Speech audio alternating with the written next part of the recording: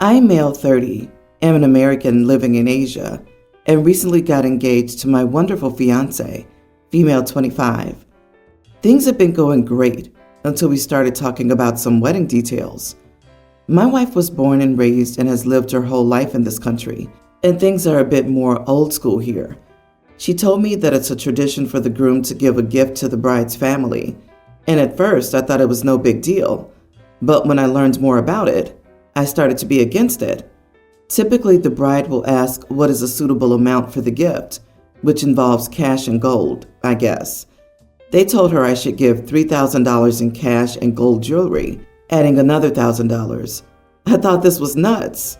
For context, the average salary in this country is only around $500 per month, so this is a lot of money by local standards. Her family is quite well off, though. Her parents are in their late 50s and both retired, so it's not like they need financial help, I think. I already have to pay for the wedding 100% myself. It's also the tradition here for the groom to do that, where we have to invite her very large extended family, as well as dozens and dozens of her parents' family friends, meaning our wedding will be around 300 guests. This will cost me so much, to the point that I worry that I can barely afford it. Not only is this a lot of money, but it just doesn't sit well with me that I have to pay a dowry for her. It feels like something from the 1800s and quite misogynistic. I've told my fiancé all of this, and now she's very upset with me. She says her parents are quite traditional, and there's no way they'll accept our marriage if I don't give the gifts. Supposedly, if I don't give the gifts, it looks like I don't care about her, and our marriage will have bad luck. Her sister, 30, is married already, and I guess her husband, 32, gave the gifts at their wedding. My fiancé has stopped answering my texts now, and I'm wondering, am I the idiot? Not the idiot, and I'd be more than a little worried that she and her family see you as a rich American cash cow. This culture does come off as misogynistic. Do you have to pay her parents to marry her? Do you have to pay for the entire wedding to invite all her family's friends? And your fiancé's okay with this? Does she work? Do you split costs now? Have you talked about finances once you're married? Or are you just expected to pay for everything? Regardless of tradition, going broke for a wedding won't set you up for a prosperous future. OP, did you not research your fiancé's cultural wedding customs before proposing? If this is so common, there must have been some way to inform yourself about what would be expected of you if you proposed. Also, have a discussion with your fiancé. What are the other traditions she expects to comply with? Maybe you're not compatible, and you should rethink this marriage. It's odd that you didn't have this conversation before proposing. Still, you should figure out her expectations for the future, and if you will support her parents or send money to her family, because that's also a normal cultural expectation for many people. I believe part of the logic is if you can't afford the gifts, what makes you think you can afford to be married? It's supposed to be a lot of money. It's supposed to hurt financially in the short term. In the long view, it's not so much. You're being asked to prove your good intentions and your fidelity towards a lifelong commitment, and you're failing. Bear in mind, too, that a wife's jewelry has too often been her or her family's emergency fund in desperate times in all parts of the world, including the US. It's portable and easily liquidated. It's discreet security. Yep, to me, this sounds a bit like trading our daughter for monetary gain. Yes, I understand other cultures do dowries. This is only my personal opinion. Now, as others have said, this should have been discussed at least before the engagement. I'm going to say you are the idiot for not researching the customs you would be marrying into. So, my 20-year-old daughter is currently a college student. She lives in my house free of rent. I only ask her to do a few things around the house from time to time, like cooking and cleaning. These are typical things you're expected to do daily anyways. Occasionally, she has to watch over her younger brothers, since I may be busy with work, or when I need a break to hang out with my girlfriend. My daughter recently spoke up to me about how she feels I'm putting too much of a workload on her back, which I don't see how. She told me she was okay with cooking and cleaning around the house, but having to watch over her siblings was annoying and stressful, and that it was taking away from her studies. That made me angry because I myself went to school, while having to pay bills and take care of her as a baby alongside my wife. I told her she was acting very privileged and that if I could do it, so could she. She didn't like that very much and stormed off into her room. She went behind my back and told my sister how bad I was treating her. My sister is very kind and gullible at times, so she called me and said the least I could do was give her an allowance for the chores I make her do. I explained why I felt that wasn't necessary, and she told me not to compare my situation to my daughter's, since apparently I put myself in the position I was in back then, which I guess is a fair argument.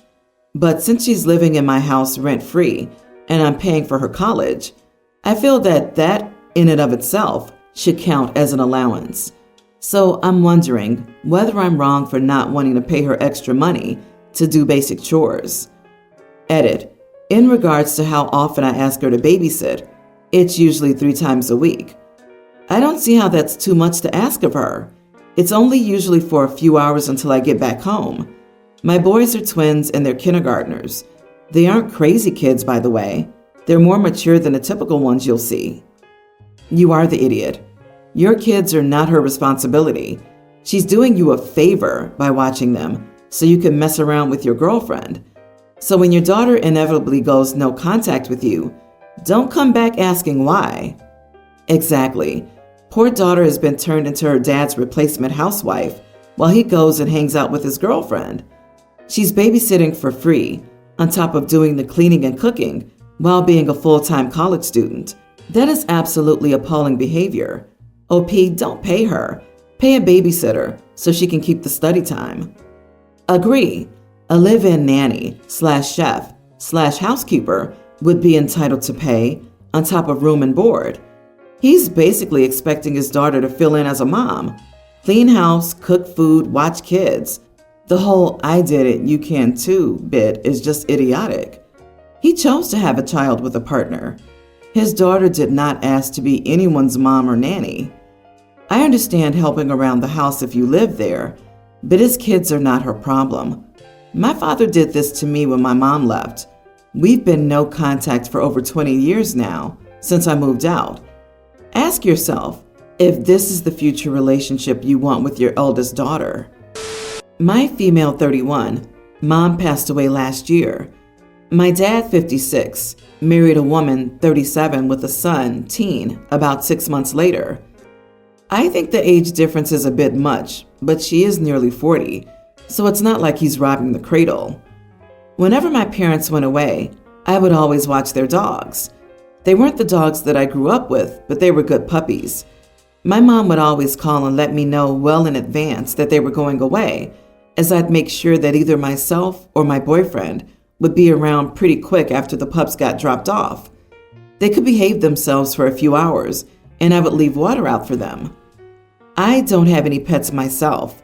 My work can involve travel, and my boyfriend works out of town for 2 weeks and then has 2 weeks off. Well, my dad and his new wife decided to go on a trip, but since it was never his responsibility, he didn't call. I was out of town. My boyfriend was working. My dad has a key to my house for emergencies and for dropping off the dogs. My neighbor called me a day later about the dogs howling in my house to see if everything was okay.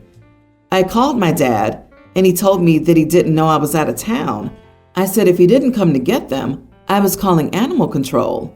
So he had his new stepson come to my house to get the dogs. I have no idea why a teen kid who was trusted to stay home alone couldn't have just watched the dogs in the first place. When I got home, I found a disaster area. Dog crap and urine everywhere. I don't want to describe everything because it makes me angry.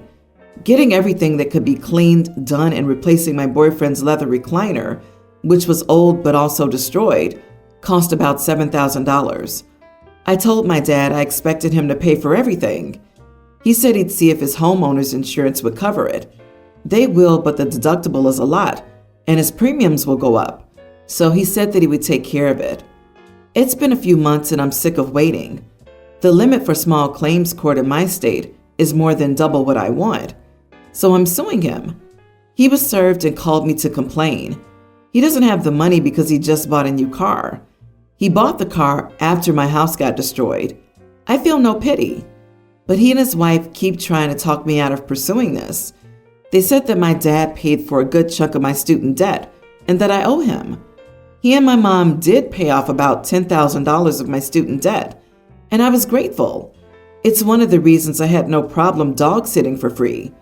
But he says that he'll not have the money for things at his house if I take this money. He isn't retired, and my mom had life insurance. Not the idiot. And it's vital to hold firm and not let them sway you here. He had months to pay you back and instead bought a car. His negligence resulted in damage to your property. He should absolutely be paying for everything. And his financial irresponsibility is not your problem. The fact that he bought a car after knowing he was responsible for thousands in damages means he 100% had no intention of paying OP. He's not retired, and OP's mother had life insurance? Where's all that money going? Also, what a crappy thing to act like OP now somehow owes something for the gift that her parents gave her, helping repay student debt. Was there some sort of repayment plan that was agreed upon? Doesn't sound like it. Hold firm, OP, and also change your locks. To think that he didn't even ask OP to dog sit. The audacity to let themselves in, throw the dogs in the house as a surprise, and that's it. No notice on how long or so? And the son was at home. Why couldn't he care about the dogs? And to complain that they have no money because he bought a car. What the heck? Sue his butt and never do him a favor again. Oh, and he remarried 6 months after your mom died. That's soon. Regardless, it was his responsibility, and you gave him time and an amount. Heck, it didn't even seem like he was willing to talk about a payment plan. Also, if they can afford a new car, why not pay for a kennel to keep the dogs while they're gone? Your mom must have done a lot for your dad to think stuff just went smoothly without asking. There was a whole argument about this in the family, so I was really wondering if I did the wrong thing here. I, 35 female, have 2 kids, a young son and a daughter, with my wife, 30. We recently, 6 months ago, moved into a new neighborhood with a big garden and extra friendly neighbors, much to my wife's request. About 2 weeks ago, when I came home, I noticed 3 kids in our house. They were about the same age as our kids, and my wife told me they were the neighbors' kids, and they had met our kids when they played in the snow.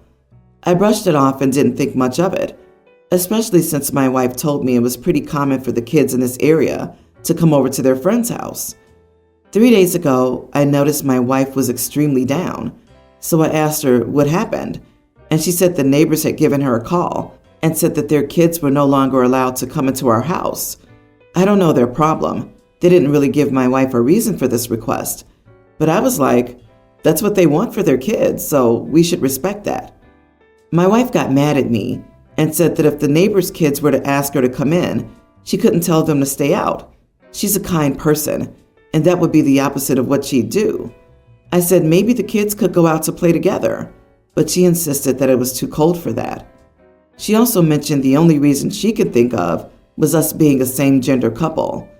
I said it didn't matter anyways. I told her that we should still respect our neighbors' wishes, or we could go and have a face-to-face conversation with them. My wife simply said she couldn't leave those kids outside if they showed up. She called me heartless for even suggesting it. So, am I really in the wrong here? They're kids and they're neighbors. Their house is literally on the same street as ours. Not the idiot. If their parents said no and your wife let them in, you can bet you'll have the cops at your door. I would never let my kids into someone else's house unless I regarded them as family.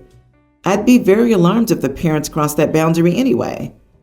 If it's common for kids to go to their friends' houses a lot in this neighborhood, and your neighbors didn't give a reason, then I think your wife is justified in thinking it's probably because you're a gay couple and being upset about it.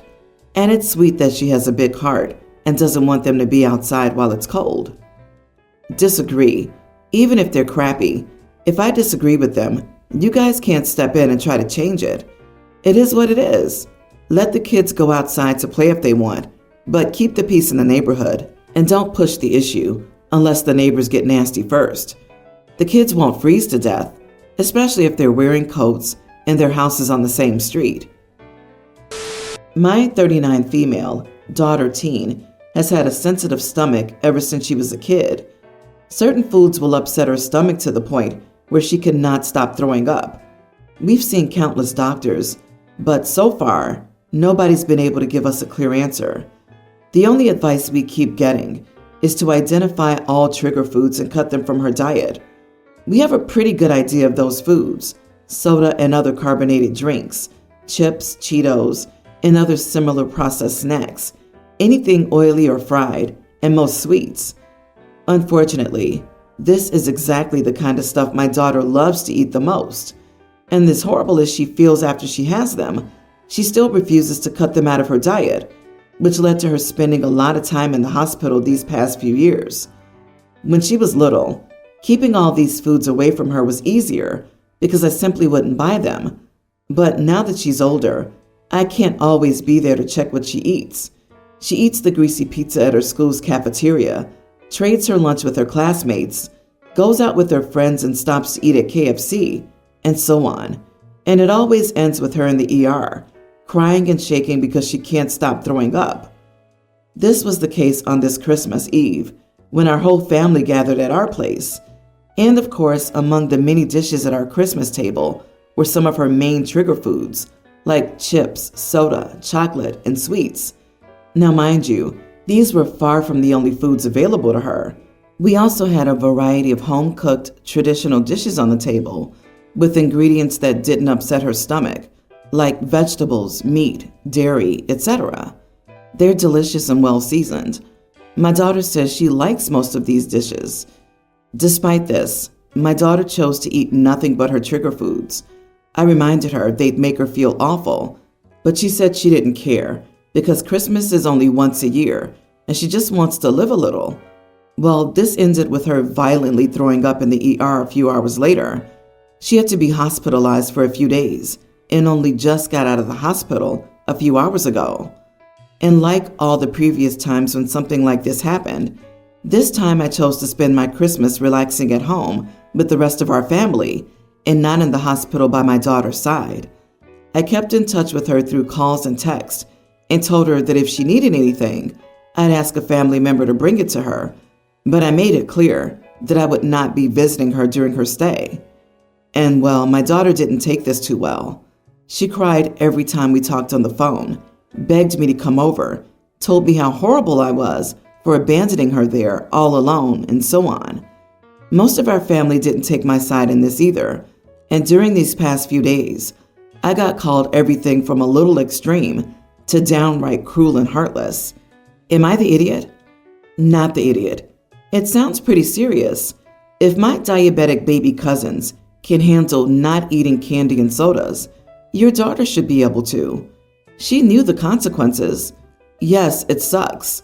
No, that doesn't mean you should have to endure the consequences too. And no, not everybody should have to suffer by hiding all of her trigger foods. You are the idiot. I could see not spending all of Christmas Day with her, but not visiting her the entire time she was in the hospital? She's a child. It's pretty cruel to leave her in the hospital without a parent, regardless of the reason. She's clearly struggling with her illness. Why haven't you gotten her a counselor? Disagree. She knew exactly what she was doing. She knew she would end up in the hospital, and she knew she'd end up ruining everybody else's holiday.